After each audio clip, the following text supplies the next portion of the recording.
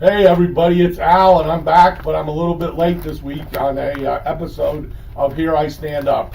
Those of you that have been watching, you know I just tell little stories about my life and my week.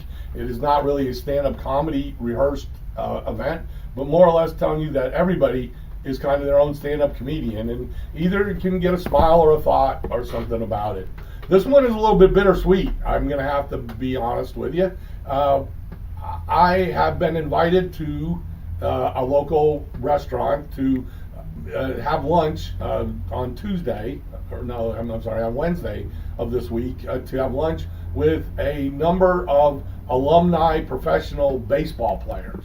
And for those of you that don't know our area of Sarasota, Florida, up until the late 80s, we were the primary spring training and minor league headquarter home of the Chicago White Sox.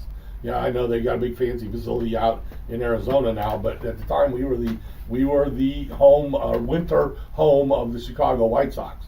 And with that, it was close to my school, and I think I've already told you some stories of which I got the job as a bat boy and worked in the clubhouse for the White Sox, as well as going out into the to Chicago and living with one of the players for a few seasons and being able to spend an extended amount of my summer up in Chicago to actually be the bat boy during the championship season.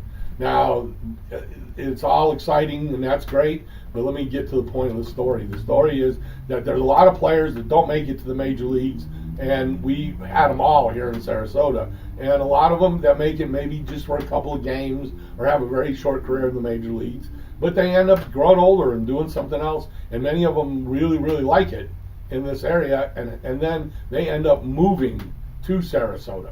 There is a local sports editor from our hometown newspaper who is still alive, great guy named John Brockman, and John invited me to one of these luncheons, and this was open to any professional baseball player that had played anywhere, and it was just kind of a meet and greet and let everybody have fun.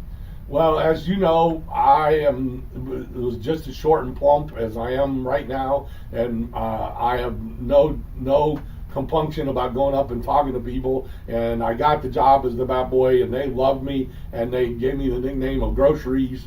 And that all being said, he started rambling off names of people that lived in the area and come to these luncheons.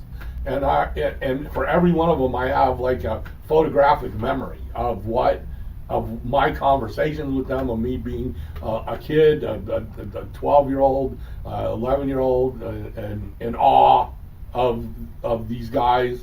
The tickets that they left me for games when I would be in other cities during summertime as I got older. I mean, these men had such an impact on my life, and I mean, they were as gracious and as nice to me as anybody in the world. So I do not want to take this away from anybody.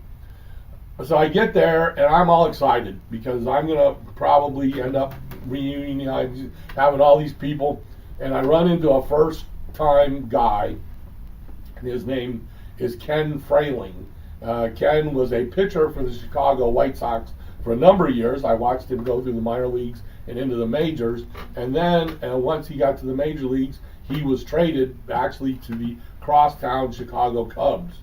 And I kept in touch with Ken, and Ken always treated me great and made sure I had baseballs, and was just like I considered him one of my best friends, somebody I'd want to hang out with.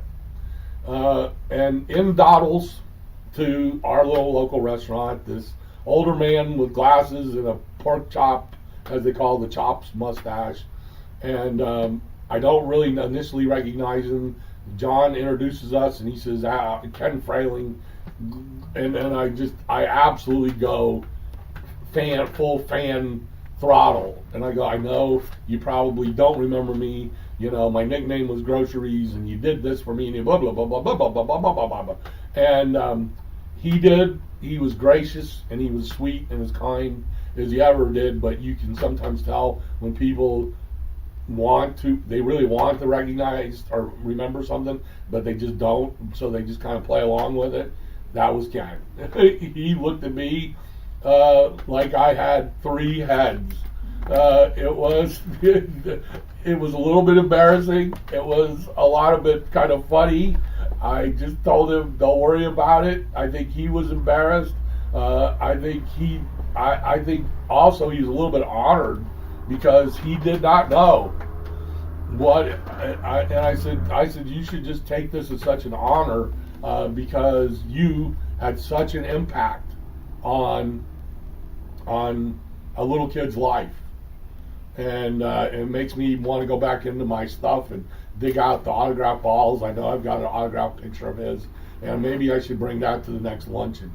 But what I think the funny part about it is that sometimes we build these events up. They were seminal moments in our life, but when it comes time to meet the person you had that moment with, and they can barely remember or not even remember, it just takes you right down. It just takes you right down, and you have to realize God put us in this world, everybody, to live our lives individually. I still have the same warm feeling for this man that I would anyway, because he was just so kind and generous to the Bat Boys and the clubhouse guys and the people that he didn't have to be because he was a major leaguer. So get a laugh out of that and make a phone call, write a note, send an email, somebody, and tell them how much you appreciated that time with them. So I will see you next week, and you have been watching Here I Stand Up on our New Life Visionary YouTube network.